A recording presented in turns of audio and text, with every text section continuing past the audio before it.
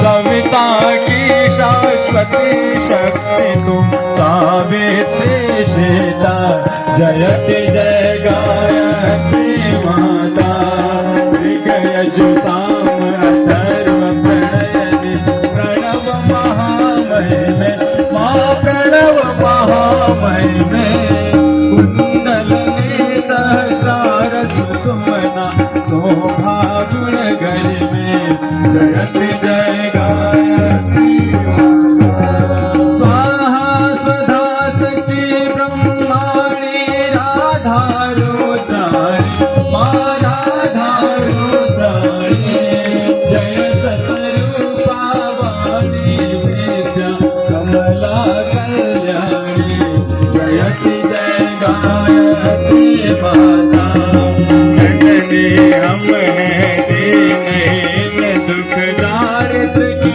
घेरे दुख दारिद्र के घेरे यद्यपि कुटिल कपटी कपूत तुम बालक है तेरे जयति जय गायत्री माता स्नेह सनी करुणामय माता चरण शरण दे जय माँ चरण शरण दे जय बिलख रहे हम शिशु सुत तेरे दया दृष्टि जय जयति जय गायत्री माता काम क्रोध मद लोभ दंभ दुर्भाव द्वेष हरि दुर्भाव द्वेष हरि शोध क्रोध निष्पाप हृदय मन को पवित्र करे जयति जय गायत्री माता तुम समर्थ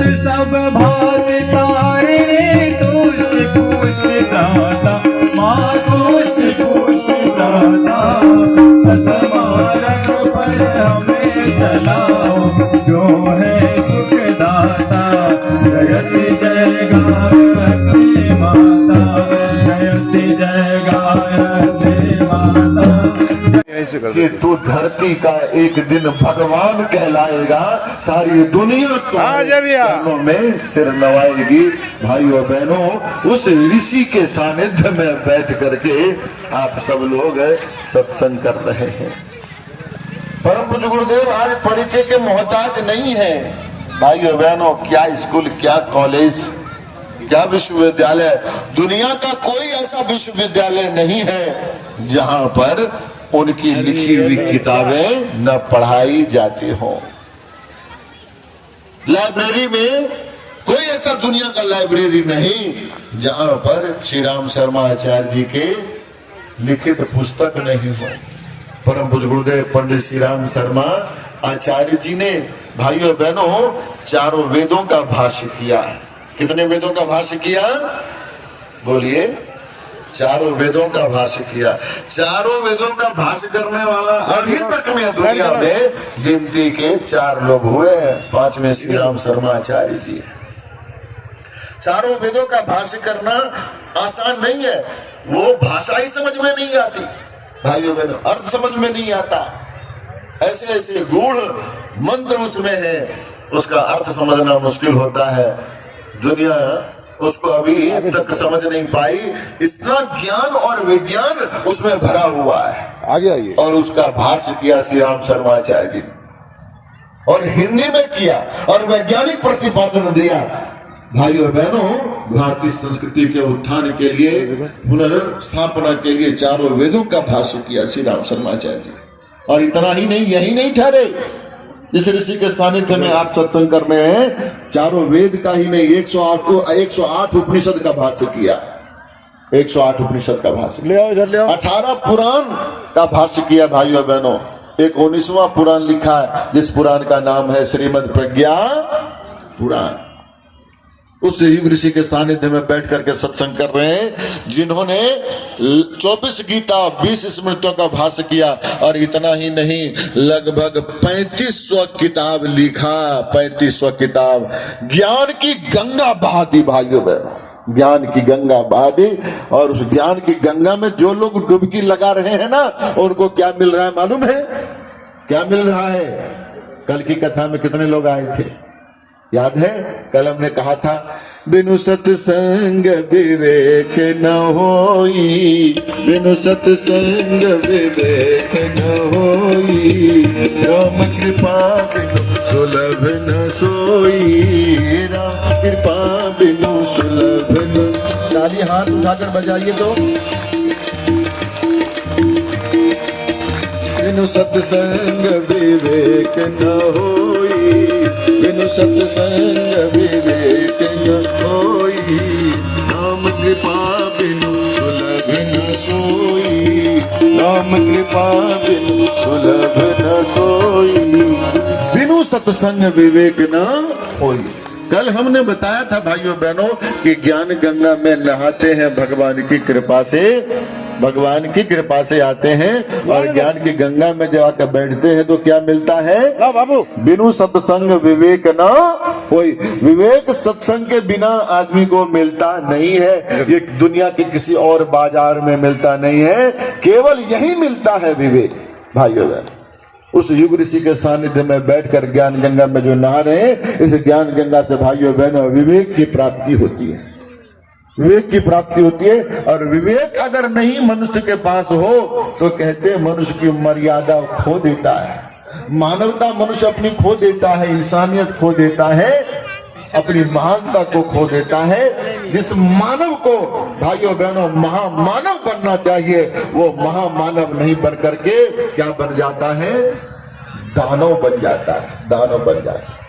दूसरे को दुख और कष्ट भाइयों बहनों देता रहता है, दूसरे को सताता रहता है, डराता रहता है, धमकाता रहता है, दूसरे को पीड़ा पहुंचाता रहता है। वो मानव धर्म को जान ही नहीं पाता। मंदिर में तो पूजा कर लेता है भाइयों बहनों, लेकिन ये जो मनुष्य समुदाय है इसकी पूजा करने से वंचित रह जाता है। बहुत सुंदर बात गोस्वामी तुलसीदास जी ने लिखा है।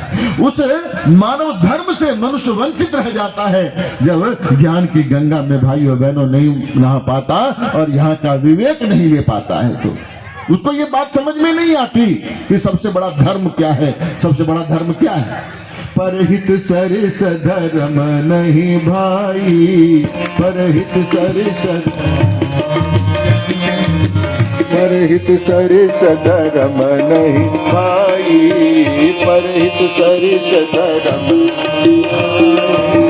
पर पीड़ा न, पर पीड़ा समय नहीं अधमाई, पर पीड़ा समय नहीं अधमाई, परहित सरिस धर्म नहीं भाई, परहित सरिस धर्म नहीं भाई, पर पीड़ा समय अधमाई, पर पीड़ा समय नहीं अधमाई। बैठिए। इसी तरह से उस संपन्न आदमी को जो पहली बार आया था तो उसको कहा कथावाचक ने, आइए और बोलिए, बैठिए।